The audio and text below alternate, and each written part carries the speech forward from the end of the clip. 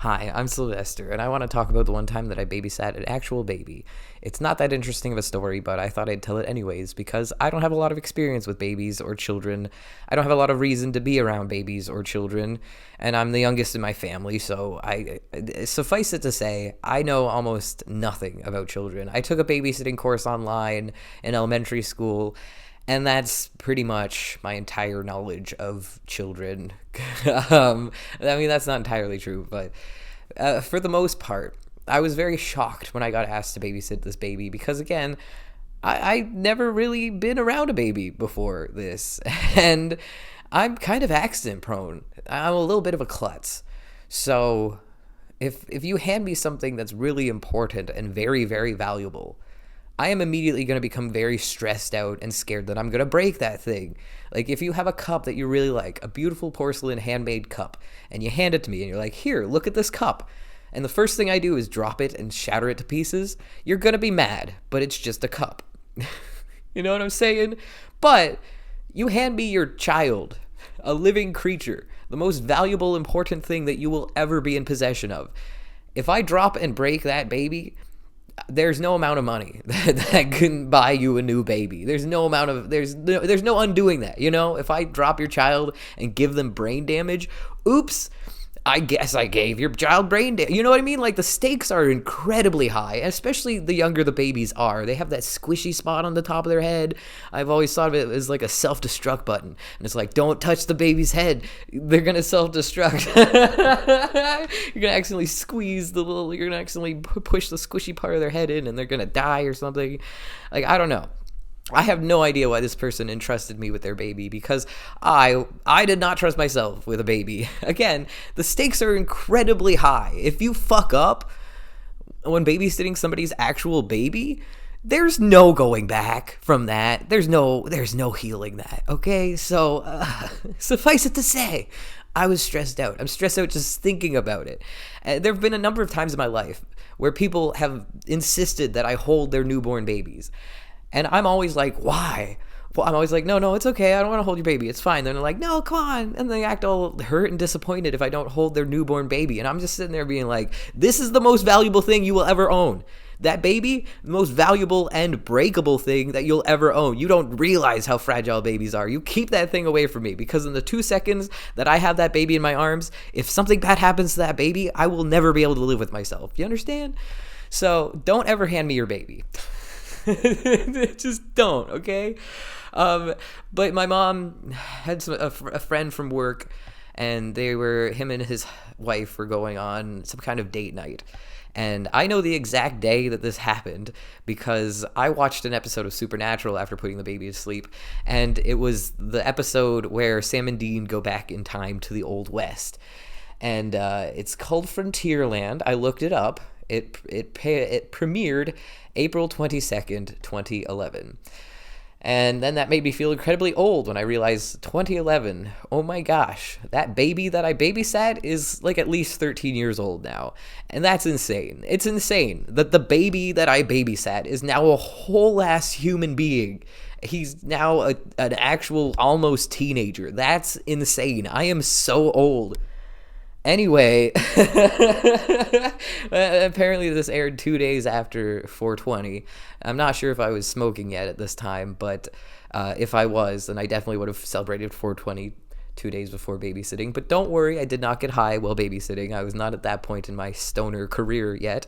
Again, I don't know why anybody would trust me to take care of a baby, but these people did for whatever reason. And it happened on April 22nd of 2011. The kid's name, I think, was Lincoln, Link for short. And I don't know why I'm calling him out by name, but hey, maybe Lincoln is a fan of my channel now. Hi, I babysat you one time. And I have no idea why your parents let me babysit you, but here we are. So I was excited that Supernatural was premiering that night and that his bedtime was going to be it was going to be before Supernatural aired. So that was great.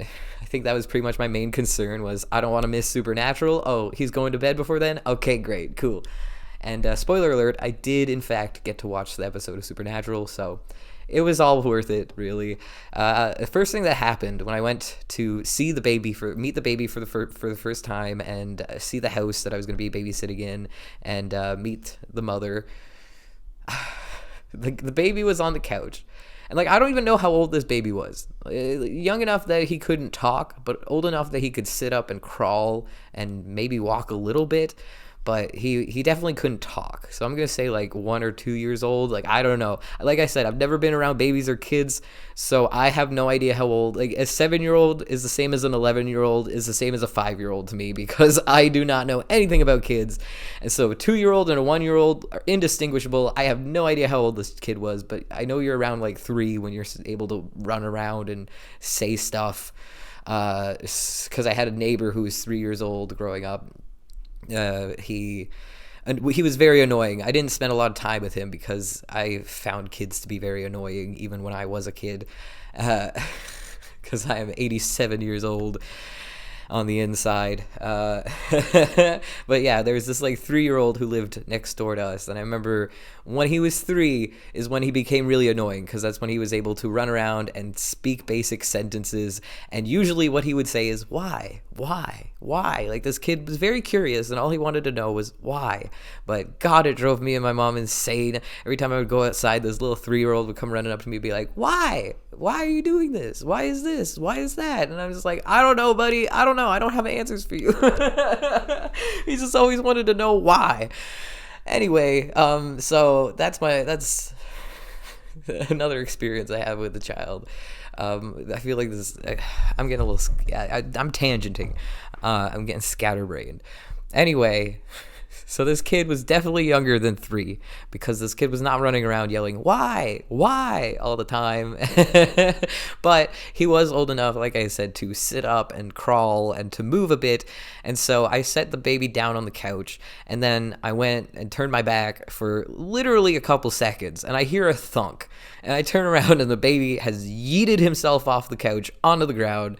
And he's not, like, I don't even think he's crying. I think he's just laying there. I just, like, pick him up, put him back on the couch. I go into the kitchen where the mom was. She was, I don't know, doing something in the kitchen. And I go up to her, and I'm like, your baby just fell off the couch. And she's like, oh, is he okay? I'm like, yeah, I mean, he seems fine. She's like, okay, cool. And she was so chill about it. I really thought that I'd walk into the kitchen and say, hey, your baby fell off the couch. And I thought she'd get mad or get scared or scream at me or just run to the baby and be like, oh my God, is he okay? But she was just like, oh, he fell off the couch? Yeah, whatever. Like, she was so chill about it. And I'm sitting here being like, again, this is the most valuable thing you will ever own, this baby right here. This is the most valuable thing that you have in your possession, and you're about to leave this baby with a person who let the baby throw himself off a couch, you know? like, just wanted her to know that this is the kind of person you're trusting your baby to. And again, she seemed totally chill with it, so I was like, okay, cool. But needless to say, I was a little bit nervous after that, because I felt like I couldn't take my eyes off of this baby for 2 seconds, or else he would try to kill himself. So it was a high-stress evening, and most of the evening was spent in the sandbox. Once the parents left and it was just the baby and I, we went to the sandbox, and he had this little toy car. Maybe it was like a truck or something, I don't know, but it was like a little Hot Wheels toy. And he sat there in that sandbox and just rolled this damn car back and forth in the sand. Like, he didn't even go vroom vroom as he did it. He just moved this little toy car back and forth in the sand, just back and forth. And oh my God, the baby was so enthralled. Like, I must have the attention span of a goldfish, because I was dying of boredom, just sitting there for what felt like an hour, probably multiple hours, of this baby just moving this freaking car back and forth in the sand. Like, it's the most riveting thing that's ever happened. Like, babies are so easily entertained, and frankly, I wish that anything in this world brought me as much amusement as rolling that little car around brought this baby, because gosh. But I would have went and got a book to read or something, but I was scared to take my eyes off this kid for even 2 seconds, because I was certain that he was going to find a way to kill himself. So I just stood there and I just watched the baby, and that was most of the day. I changed the diaper. It was my first time ever changing a diaper, and it's like most people have these exciting or traumatic diaper changing stories, but luckily for me, there was nothing really memorable about it. It was just I just changed a diaper, and it was I didn't get peed on. Nothing crazy or weird happened. It was just weird because it was my first time ever being around a naked baby, and it's weird, right? Like I didn't want to look directly at the baby's penis because that felt weird. You know what I'm saying? So I just remember changing the diaper as fast as I could and just trying not to look directly at what was in between the baby's legs because that's weird. Anyway, yeah, and then I put the baby to bed and watched Supernatural and made myself some French fries because they told me I could have their food, which was great. And then the power went out, and because the baby monitor, it was one that was plugged into the wall, I could no longer hear what was happening in the baby's room. I was talking to someone the other day, telling them the story, and they didn't know what a baby monitor is. Basically, it's just a microphone that you put in your baby's room, and then you have like a little walkie-talkie that's always turned on, basically, except it's not a walkie-talkie because it doesn't go both ways. I don't think you could talk back to the baby, but you have a microphone in the baby's room, and then you have like a little walkie-talkie thing, and you can hear everything that's going on in the baby's room. So if the baby wakes up and starts crying, you will hear it on the baby monitor. But their baby monitor was plugged into the wall, so it was not a battery-powered baby monitor. So when the electricity went out, I could no longer hear what was happening in the baby's room. And because one of my first impressions of this baby was him throwing himself off a couch, I obviously felt very paranoid and was like, okay, something's going to happen. The baby's going to start crying. The mom's going to come home and the baby's going to be dead in the crib or something. Like, my mind always goes to worst case scenario. I'm just so very anxiety ridden at all times. And again, this is a very, very high stakes scenario. If I mess up with a baby, yeah, exactly. Like, it's a very high stress. It's high stress, man. It's high stress.